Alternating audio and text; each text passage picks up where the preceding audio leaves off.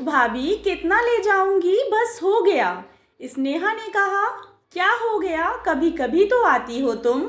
इनकी भाई होती तो आधा हिस्सा लेती कि ना लेती। पर भाभी भैया इतने खर्चे में है, आप लोगों का इतना प्यार मिल रहा है, वही बहुत है मेरे लिए। ननद पूरे 1 वर्ष बाद आई थी। मधु ने अपनी ननद को अपनी बेटी की तरह पाला पोसा था। मधु अपनी ननद की हर छोटी बड़ी ज़रूरत का ख्याल रखती थी। हालांकि मधु की सास कभी नहीं चाहती थी कि बेटी अपनी भाभी के संपर्क में रहे, पर बेटी स्नेहा भाभी के व्यवहार से भाभी की बेटी ही बनकर रह गई थी।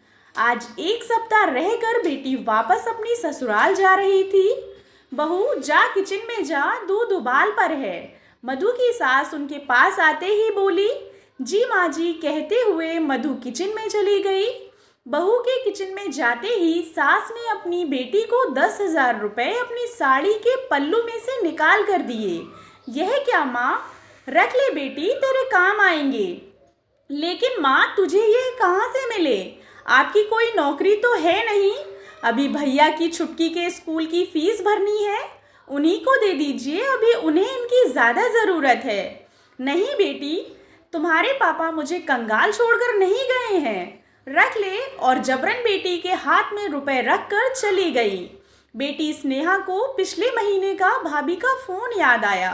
भाभी बहुत परेशान थी, भैया को सैलरी मिली थी और उसमें से 10,000 रुपये घर से गायब हो गए।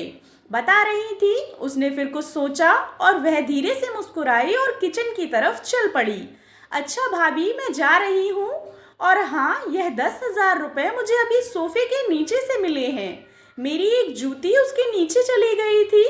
जूती तलाशने में मुझे यह भी मिले।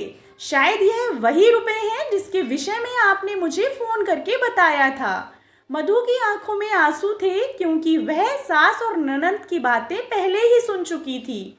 भाभी ने स्नेहा को अपने गले से लगा लिया और धीरे से कहा, तू मेरी सबसे प्यारी बेटी है। ननद भाभी दोनों मुस्कुरा पड़ी। सच है, जीवन का यह भी एक सुंदर रूप है। दोस्तों, रिश्ते अगर ईमानदारी से निभाए जाएं तो रिश्तों में मिठास बनी रहती है। आशा करती हूँ आपको कहानी पसंद आई होगी। कहानी पसंद आई हो तो चैनल को सब्सक्राइब करें और कहानी को लाइक एंड शेयर करें। कहानी सुनने के लिए आप लोगों का बहुत बहुत धन्यवाद।